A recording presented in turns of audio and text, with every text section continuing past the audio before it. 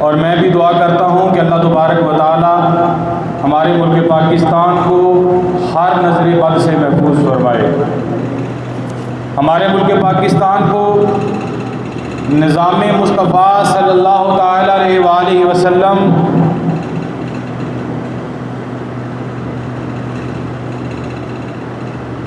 پر چلنے کی اللہ تبارک و تعالی توفیق عطا فرمائے کہ اگر آج ہم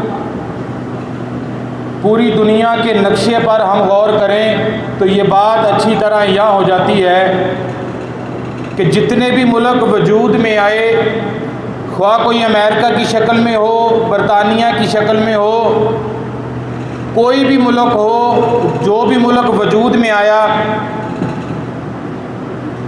ان کے لیے زمین پہلے حاصل کی گئی اور اس کا نظریہ جو تھا وہ بعد میں بنا۔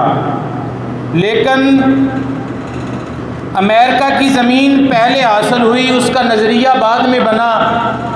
روس کی زمین پہلے حاصل کی گئی، اس کا نظریہ بعد میں بنا۔ چین کے لیے زمین پہلے حاصل کی گئی، اس کا نظریہ بعد میں بنا۔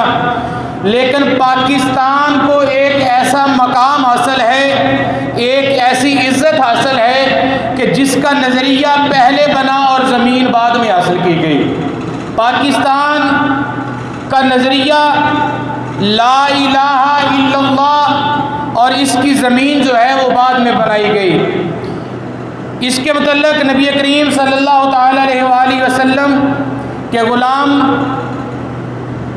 قائد اعظم محمد علی جناح رحمۃ اللہ تعالی علیہ، آپ نے شریعت کا نفاذ نظریہ پاکستان ہے یہ بنایا ہے، اللہ کی عبادت نظریہ پاکستان ہے، رسول اللہ کی اطاعت نظریہ پاکستان ہے۔ اور پھر میں یوں کہوں گا پاکستان کا مطلب کیا ہے؟ بولو، پاکستان کا مطلب کیا ہے؟ پاکستان کا مطلب ہے لا الہ الا اللہ، اور اس میں نظام ہونا چاہیے محمد الرسول اللہ۔ سامعین اکرام، اس وقت بھی گلی کوچوں میں یہ نعرہ لگتا تھا ہمیں ملک عزیز چاہیے، جیسے آج تمہیں سبھی احباب کو علم ہے کہ آج کا دن 14 اگست کا دن ہے۔ آج کے دن ہمارے بزرگوں نے، ماؤں نے، بہنوں نے، بچوں نے قربانیاں دی۔ کسی نے یہ نہیں سوچا کہ میں اپنے بچے کو قربان نہیں کروں گا، میں اپنے بھائی کو قربان نہیں کروں گا، میں اپنی ماں کو قربان نہیں کروں گا، میں اپنے گھر بار کو نہیں چھوڑوں گا، بلکہ سبھی کا یہ نظریہ تھا ہم قربانی دے دیں گے، ہم جانیں دے دیں گے، ہم ہر چیز لٹا دیں گے، لیکن اگر ہم بچائیں گے تو کلمہ بچائیں گے۔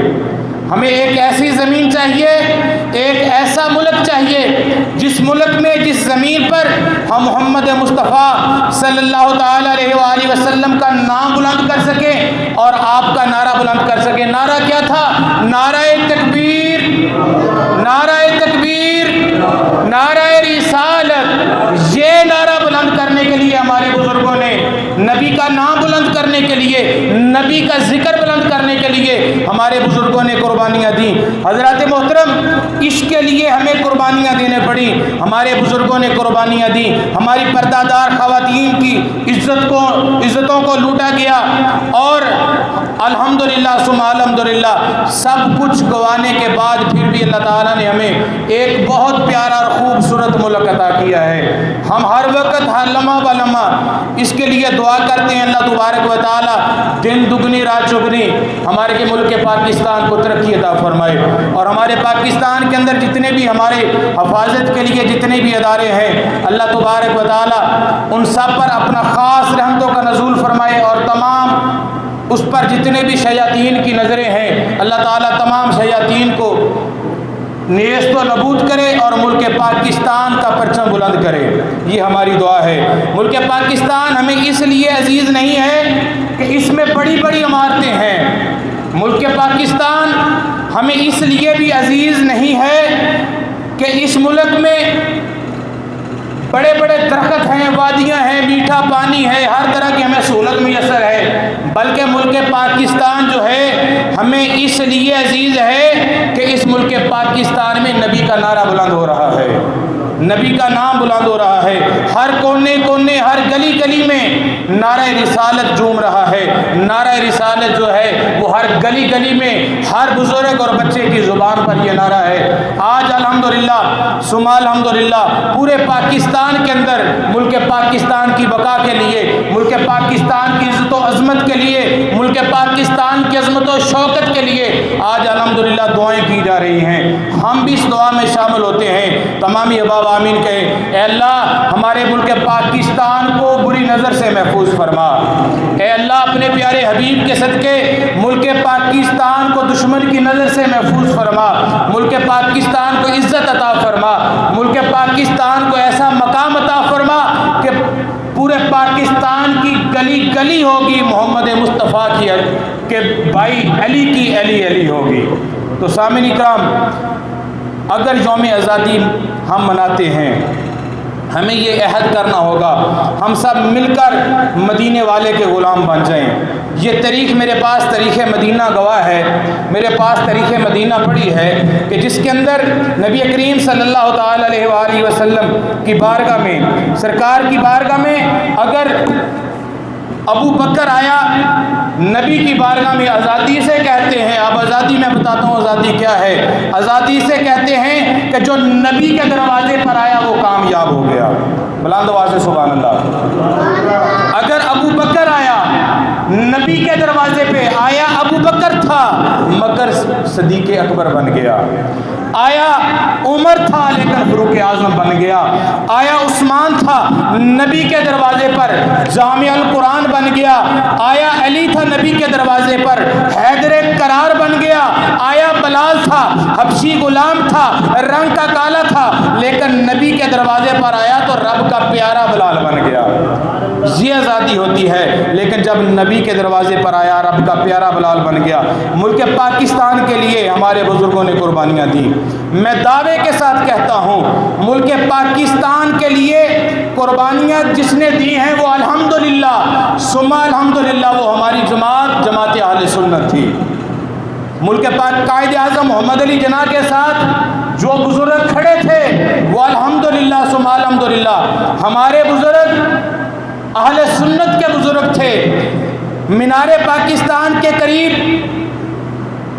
جب قرارداد کو پیش کیا گیا، وہ قرارداد پڑھنے والا پاکستان کا کون سا مولوی تھا؟ وہ پاکستان کا مولوی مولانا عبد الحامد بدا یونی تھے۔ تاریخ بتائے گی کہ قائد اعظم کا پرچم اٹھانے والے جو تھے وہ پیر سید جماعت علی شاہ صاحب تھے جنہوں نے پاکستان کا پرچم اٹھایا۔ اب جن لوگوں نے پاکستان کی مخالفت کیا وہ ہمارے بزرگ نہیں تھے۔ یقین کریں اہل حدیثوں کی جماعتوں کے لیڈر جو تھے، دیوبندیوں کے تھے، اہل تشیع کے تھے، جنہوں نے قائد اعظم محمد علی جناح پر کفر کے فتوے لگا دیے اور ان پر فتوے ایسے ایسے لگا دیے کہ یہ گناہ کر رہا ہے، یہ تو انگریزوں کا ایجنٹ ہے، ایسی ایسی باتیں پڑیں گی۔ لیکن ان میں بھی ایک آدمی تھا جس نے فقط حمایت کی تھی لیکن منار پاکستان پر وہ بھی نہیں پہنچا تھا۔ لیکن ارے یہ دیکھو استحکام پاکستان کے لیے آج بھی آگے کون بڑھ رہا ہے؟ آج بھی الحمدللہ ثم الحمدللہ ہماری ہی جماعتیں ہیں کہ جو ہر طریقے سے ملک پاکستان استحکام پاکستان کے لیے ہر طرف جا رہے ہیں، لوگوں سے محبت کا پیغام پہنچا رہے ہیں اور اعلان کر رہے ہیں لوگوں ایک جگہ پہ اکٹھے ہو جاؤ، ایک جگہ پہ اکٹھے ہو جاؤ۔ جب ایک جگہ پہ اکٹھے ہو جاؤ گے تو محمد مصطفیٰ کا نظام آ جائے گا۔ آج بھی الحمدللہ ملک پاکستان کے کونے کونے میں یہ بات پھیلائی جا رہی ہے۔ یہی بات 1400 سال پہلے تیرے میرے لجپال کریم آقا نے بدر کے مقام پر اعلان کیا تھا جب مدینے سے مکہ کو فتح کرنے کے لیے جا رہے تھے۔ اسی مہینے کے اندر تابی میرے نبی نے یہی اعلان کیا تھا، حضرت عثمان غنی کو یہ پیغام دے کر بھیجا کہ مکے والوں سے کہیں کہ ہم لڑنے کے لیے تمہارے پاس نہیں آ رہے، ہم مکہ فتح کرنے کے لیے تمہارے پاس نہیں آ رہے، بلکہ ہم تو حج کی نیت کے ساتھ آ رہے ہیں۔ تو مکے والوں نے کہا اے عثمان اپنے نبی سے جا کے کہہ دے ہم تمہیں اس سال حج بھی نہیں کرنے دیں گے، مکے داخل بھی نہیں ہونے دیں گے۔ اگر تو چاہتا ہے تو حج کر لے، عمرہ کر لے، طواف کر لے، تو عبادت کر سکتا ہے، لیکن ہم تیرے نبی کو عبادت نہیں کرنے دیں گے۔ کچھ دیر کے بعد حضرت عثمان غنی کو کچھ وقت لگ گیا وہاں پر، مسلمانوں میں یہ بات پھیل گئی نبی پاک صلی اللہ علیہ وسلم کے غلاموں میں کہ حضرت عثمان غنی کو نعوذ باللہ انہوں نے شہید کر دیا گیا ہے۔